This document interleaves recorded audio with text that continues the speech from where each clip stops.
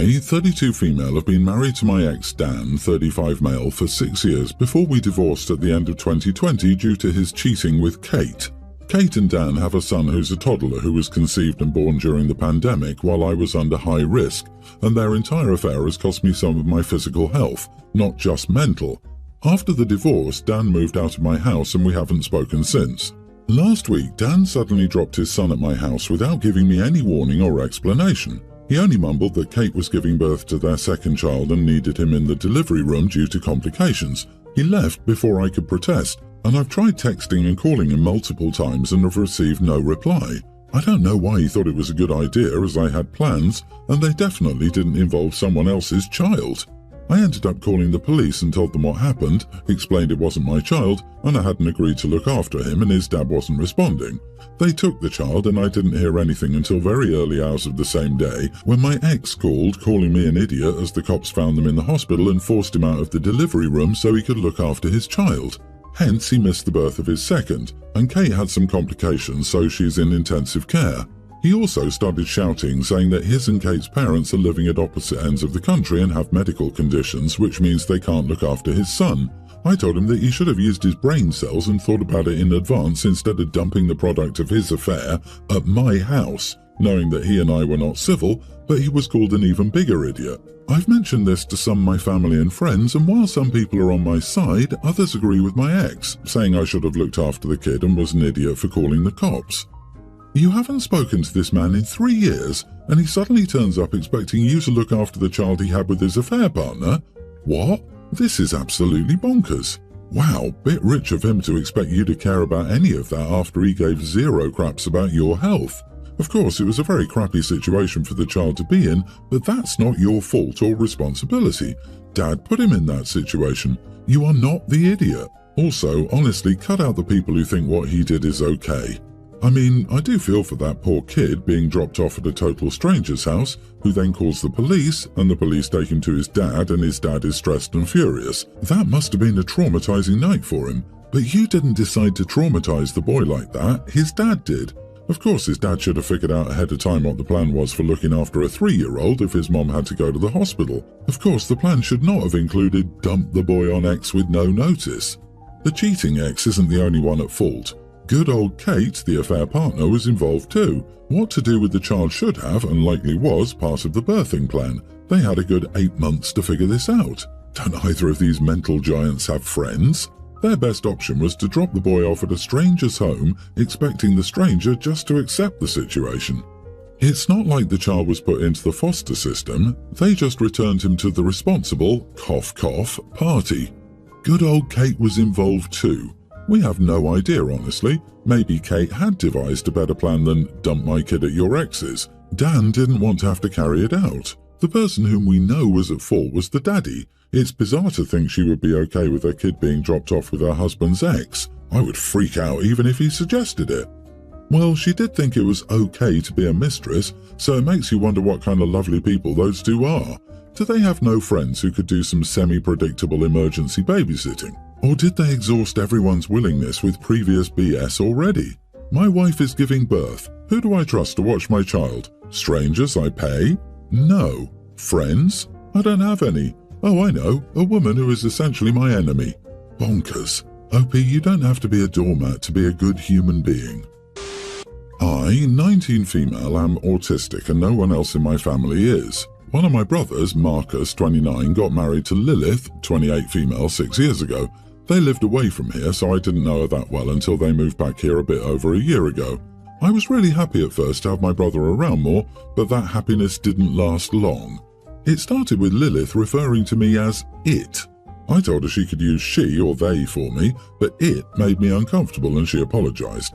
Then she did it again, and when I corrected her, she said it was just a joke. I told her that it wasn't funny and not to do it.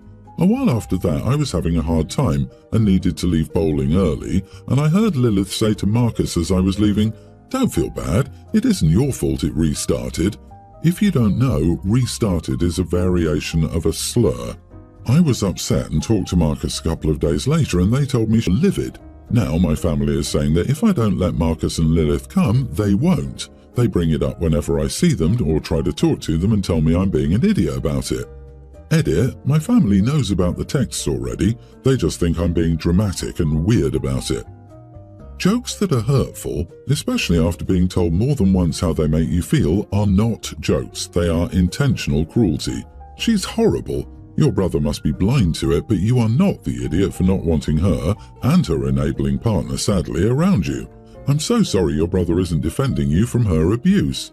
It sounds like you're right about making some space between the two of you. Unfortunately, your family is outing themselves as people who believe the filth she's saying. I'm so sorry. You don't deserve to be treated this way. She's not joking, she's bullying, and they need to stop making excuses. Ask them if her jokes are funny. Moreover, what about you having autism is funny enough to warrant those jokes? Do they think what she says is funny? I'm glad your fiancé is on your side. Let them not come. By refusing to come, they show they're signing off and agreeing with her. You shouldn't have your wedding day ruined by someone who speaks so rudely of you and is permitted to by your own family. Wait, you're engaged, 19 years old, and your fiancé is 28? Bro, how long have you and your fiancé dated or been together? I'm still a bit shocked. You're 19. Your brain isn't even fully formed yet. Do not get married to a man nearly a decade your senior. Forget your brother and really think about what you're doing. Mature 28-year-olds don't want to date teens. As rude as your sister-in-law was, she sadly possibly has a point. The 28-year-old groom-to-be's motives are highly suspect. More than likely he's looking for a young girl to control, and OP fits the profile. OP, you are the idiot for marrying someone at a completely different life stage than you. I know plenty of my friends who had a first marriage to get out of a bad home life situation. They're divorced with a bandwagon of relationship trauma, or they got baby-trapped and are miserable as heck because they spent their youth on the wrong person. I've been with my husband for 22 years. We have 4 children, ages 20, nearly adult, a young grammar schooler and a newborn. Before my youngest, I'd given birth to my angel baby, who lived 8 minutes and was born prematurely. My next child was born with Down syndrome and a heart defect. She needed multiple surgeries at birth but now is thriving. I know you guys are probably thinking, why would I have another baby after this? It wasn't really planned. My mother has said since the beginning of my pregnancy about termination, how I'm too old and how something certainly will be wrong with this baby as well. It was stressful and heart-wrenching. My husband told me that I shouldn't tell her when I was going into labor because she would make it stressful for me. 9 days ago, I gave birth to my healthy baby girl at the age of 44. No health issues. After I came home and rested for a few days, I invited my mother over. When she got there, she began to cry and said she couldn't believe I would exclude her. I told her I had no other choice, that she wasn't a healthy person to be around for my pregnancy. She accused me of silencing her freedom of speech and how she was only warning me and not setting me up for heartbreak. I said, no, you made me worry more than I needed to. She then said I did this out of revenge and vindictiveness, and not for my own sake but for my own satisfaction. We got into an argument and my husband asked her to leave. I've been upset for days. She hasn't answered my calls. I really thought I was doing the right thing for myself, but now I feel selfish. Am I the idiot? Most importantly, congratulations on your sweet new baby. Secondly, congratulations on marrying a partner with a spine who has your back and will defend you. Finally, not the idiot. 99% of the time, using freedom of speech as an excuse means you were wrong. She knew she was pushing buttons and she was out of line. She only hopes you will knuckle under and apologize to her, thereby rationalizing her bad behavior. Having a baby is one of the most vulnerable times in a woman's life. You should be surrounding yourself with support, help and love. She can have all of her hurt feelings, but you are not in the wrong. Consider treading carefully here in the future. She may be as vindictive as she thinks you are. Freedom of speech protects you from the government, not the Justin.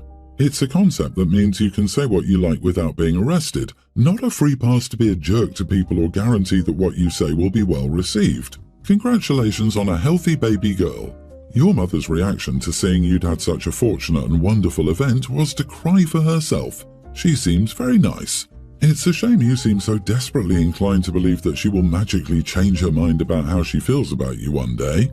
Your husband seems to be willing and able to protect you, and he seems to adore you, and you have a terrific family. Why do you let someone so destructive play any role in your life? Time to block your mother yourself, OP, for your sake and the sake of your family. I, 52 female, have 2 daughters. My eldest is 31. She was my wild child. Since she started walking, she's been climbing trees and terrorizing the wildlife. She would come in completely covered head to toe in dirt and debris daily. As a teenager, she was rebellious. I was constantly worried I'd get a call that she was dead or in jail. She moved out when she was 18 and was determined never to need our help.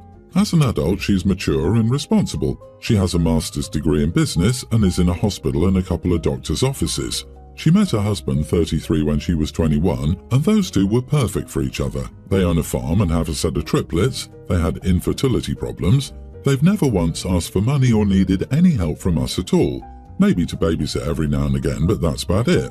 Those two just have it all put together. My youngest, 27, lives in a camper trailer with her husband.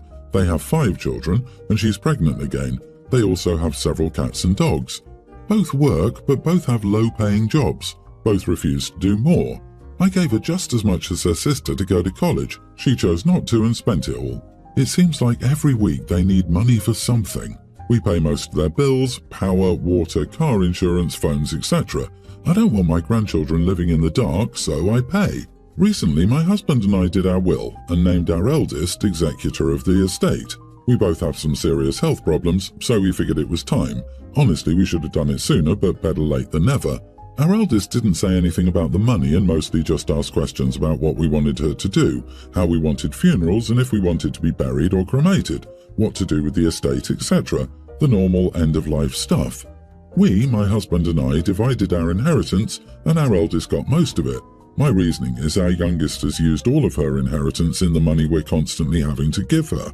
I divided out my jewellery and several other items equally for them, and when we pass, they're to sell our home and equally split it. Well, this has caused a huge issue with my youngest, who believes I'm favouring her sister. I don't believe so. Her sister has simply not needed any of her inheritance and is the more responsible of my daughters. I know when the time comes, she'll know what to do and will do what is necessary for everything. My youngest has decided to no longer speak to me, so I'm trying to figure out if I'm being an idiot. Edit, my youngest did far better in school than her sister. She was a straight A student and never needed even to study. My eldest struggled even to pass. She could easily go to school and not have any problems. She just doesn't want to. She's a waitress at a Waffle House and has never tried to do anything else. Her husband is the same way.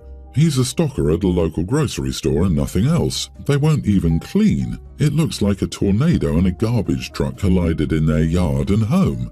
I'll bet she starts speaking to you when the next bill she can't pay arrives. It's your choice to divide your estate as you choose. No one is owed anything, and your younger daughter might just be a little too comfortable with getting her inheritance up front. She's chosen her life, and it's not up to you to pay for her choices, now or in the future. If you're comfortable with your decision, that's all that matters. The youngest probably even thought, why spend the precious money on the pesky home when she'll probably inherit her mum and dad's home? After all, her sister doesn't need it. I would reconsider continuing to pay her now, though. What if your deaths aren't imminent as you think? Do you want her to drain your estate? Lord have mercy, I was the youngest daughter. I graduated from college and had a good job that I liked. Then I married a guy who was not a knight in shining armour but a loser in tinfoil. I figured that out years later. We had 2 kids in 17 months. One was special needs. I worked 2 jobs. He couldn't or wouldn't keep a job to save his life. He ran up huge credit card debts to the point we had to declare bankruptcy. He took our house payment money and gambled. We lost the house. You get the picture. My parents bailed us out for the children's sake more than once. They've told me I already had my inheritance, and to be honest, I wasn't even mad about it because it's true. I wish I ditched the loser years earlier, but I truly loved him till it just wore me down, doing everything myself. My point, OP, is that you are not the idiot. Your daughter is probably a mix of angry and embarrassed. At least I was when I had to ask for help. In speaking from experience, lay some boundaries and stick to them. Why would they change if you bail them out over and over? I was horrified, but my then husband had no shame. He'd prefer to ask my parents for money than work. You're wise to let them know this in advance. Double check with a lawyer that the will can't be challenged. Good luck. It's not fun.